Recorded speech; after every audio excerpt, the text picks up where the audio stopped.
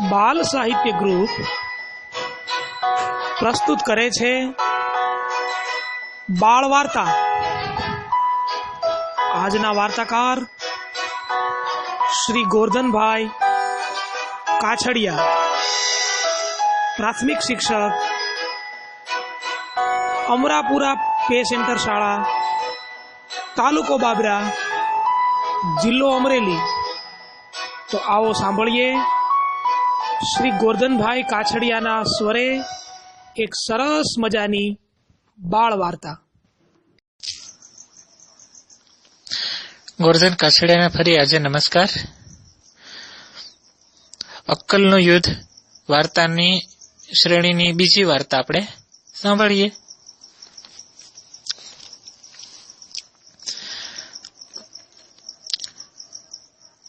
સસલું એક દિવસ ફરી ફરવા નીકળેલું।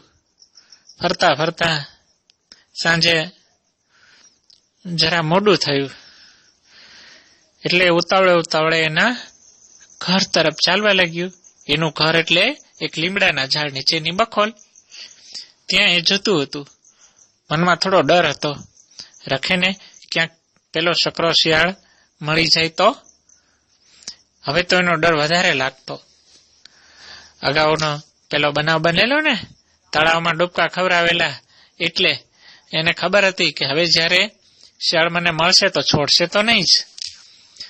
એ પોતાની બખોલમાં આવ્યું, પણ આવીને જ્યાં જોઈએ છે ત્યાં તો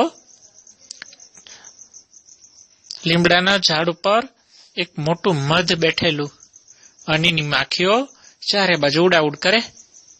સસલાને થયું હવે શું કરવું? એક બાજુ શિયાળનો ડર, વળી આ તો રાત પડી ગઈ। હવે અત્યારે મારે નવું ઘર ક્યાં શોધવું? અને અહીંયા રહીશ તો ક્યાંક આ માખીઓ કોઈ કરડી જશે તો બીક લાગે। પણ હવે તો અત્યારે રાત્રે તો ક્યાં જવું? એટલે જે થાય તે આજે તો આ બખોલમાં જ વિતાવવી પડશે। એ તો બખોલમાં ગયું, અંદર સૂતું, પણ નિંદરમાં સપનાએ મધમાખીઓના જ આવે, બીક લાગે। જેમ તેમ સવાર પડ્યું, વહેલું તો ઉઠી ગયો।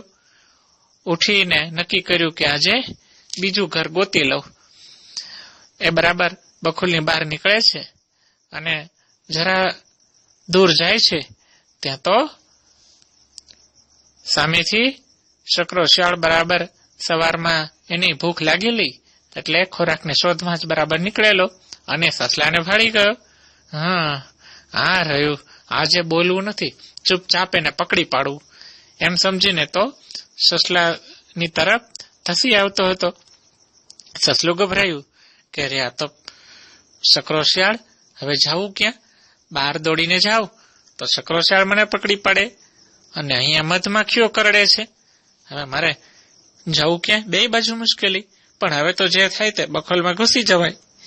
એટલે પોતાની બખોલમાં એ અંદર ઘૂસી ગયું। ત્યાં તો શકરો શિયાળ બખોલના દરવાજા પાસે કે, અરે સસલા, કાં આજે તું બારો નીકળ, આજે તો હું તને છોડીશ નહીં। તું ત્યારે મને તળાવમાં ઠંડા પાણીમાં કેવા ડૂબકા ખવડાવી ગયો હતો માખણનું કહીને ખોટા। આજે તો હું તને છોડીશ નહીં, આજે તો તારો વારો। હવે તું કેટલી ઘડી અંદર રહીશ? સસલું તો વિચાર કરે કે હવે કંઈક ઉપાય કરવો પડશે। એને તો એક યુક્તિ સૂજી આવી। અરે આવો શિયાળભાઈ, કેમ છો? આ તો સવારમાં આ બાજુ? હા, મારે તારી કોઈ વાત નથી સાંભળ્યો। અરે એમ હોય કાંઈ નહીં, તું ગમે એમ કરે, પણ આજે તો હું તારાથી છેતરાવાનો નથી। ત્યારે તે મને જે હેરાન કર્યો તો મને જો બરાબર યાદ છે। અરે શકરાભાઈ, એ તો જરા મને એવું લાગતું હતું એટલે જ મેં કીધું તું, પણ અત્યારે ખોટું નથી કેતો। જુઓ, અત્યારે સવારમાં કોઈને હેરાન કરાય? તમે તો અમારે ત્યાં મહેમાન કહેવાઓ, આજે મારા મહેમાન થયા છો। તમારા માટે મીઠું મધ જુઓ આજે તમારા માટે રાખ્યું છે, તમને બહુ ભાવશે। મધ તો તમે ખાધું જ હશે અને બહુ મજા આવે। શિયાળને મધનું નામ સાંભળતા જ મોંમાં પાણી આવ્યા। એકવાર એને મધ તો ખાધેલું, થોડું એને બહુ ભાવેલું.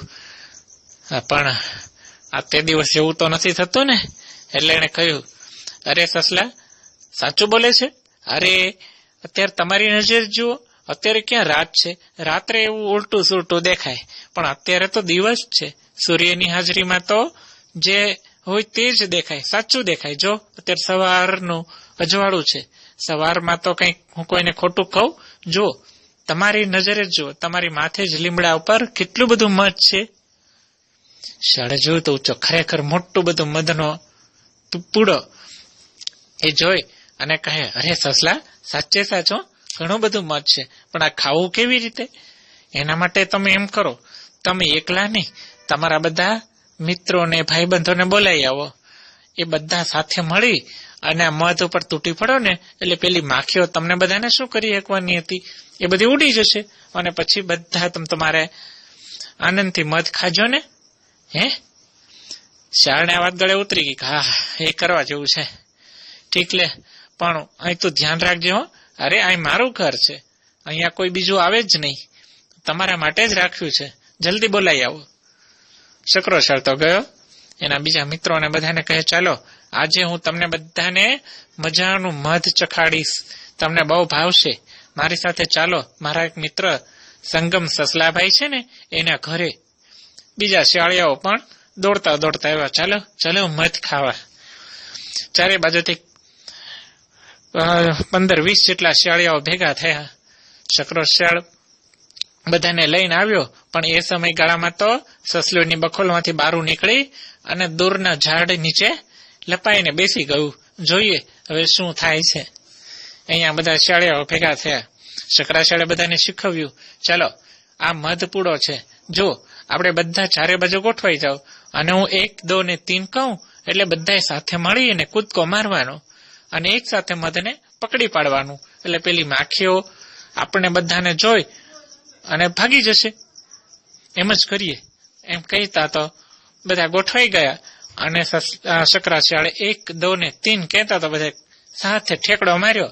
મધ તો આવ્યું મોઢામાં થોડું થોડું, પણ સાથે માખીઓ તૂટી પડી. માખીઓ કઈ થોડી થોડી હોય, હજારોની સંખ્યામાં હોય. એ તો શિયાળીઓના ઉપર તૂટી પડ્યું. કોઈ આંખમાં ને નાકે ને મોઢે ને આખા શરીરે મળી ચટકા બટકા ભરવા. શિયાળીઓ તો રાડો પાડતા પછડાતા અથડાતા જાય, ભાગ્યા બધા. બધા શિયાળીઓ ત્યાંથી ભાગી ગયા. શરીરે ફરફોલા પડી ગયા હોય, બહુ પીડા થતી હોય, બળતરા થતી હોય. શકરાશિયાળને બધા બીજા શિયાળીઓએ ખૂબ દાજકાઠી, તે અમને આવી રીતે માખીઓ કરડાવી. હું શું કરું? મને પેલા સસલાએ આવું કીધું હતું, પણ અમે તો તારા કારણે જ બધા હેરાન થયા ને. શકરાશિયાળને સસલા પર બહુ દાજ ચડી. હવે શું કરવું? જોજી કેવું કર્યું એને આપણા ઉપર. હવે તો એ હાથમાં આવે ને તો એની કોઈ વાત માનવી જ નથી. આ વખતે તો એની ગળકી પકડીને તોડી નાખું. પણ હવે જયારે હાથમાં આવે ત્યારે ને, અહીંયા સસલાભાઈ આવીને જોયે છે તો મધ પણ જતો રહ્યું. માખીઓને થયું કે અહીંયા મોટા હુમલા થાય છે, આપણે બીજે જતા રહીએ. એટલે માખીની રાણી આખું મધ ઉપડાવી અને કોઈ બીજી જગ્યાએ જતું રહ્યું. સસલાને તો એક કાકરે 2 પંખી ઉડાડવા જેવું થયું. શિયાળનો ડર પણ ગયો, નવું ઘર ગોતવાની જરૂર પણ ના પડી, અને મધનો પૂડો પણ જતો રહ્યો. નિરાતે સસલુની બખોલમાં આવ્યું અને આરામથી રહેવા લાગ્યું.